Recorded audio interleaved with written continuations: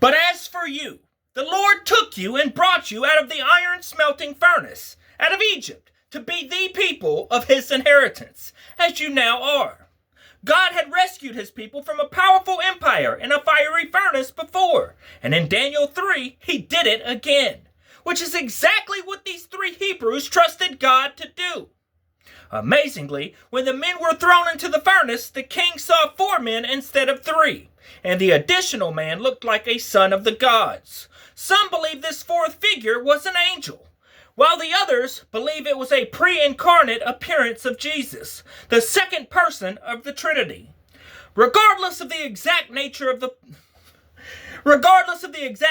this person, the words of the prophet Isaiah ring true. When you pass through the waters, I will be with you. When you walk through the fire, you will not be burned. The flames will not set you ablaze. Isaiah 43:2.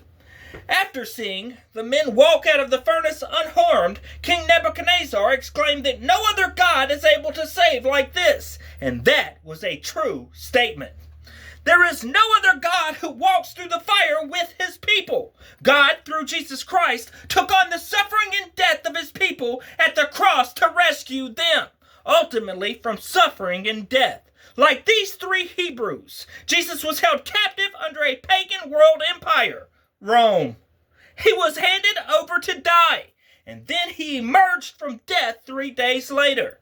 When Jesus emerged from his death, he commissioned his disciples to take the gospel to the ends of the earth, because his blood was spilled to redeem people for God from every tribe, language, people, and nation.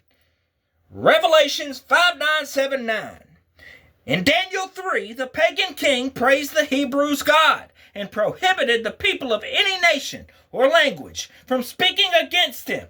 God's deliverance and his message of salvation are always meant to be declared among all nations. Give it up for the Holy Trinity.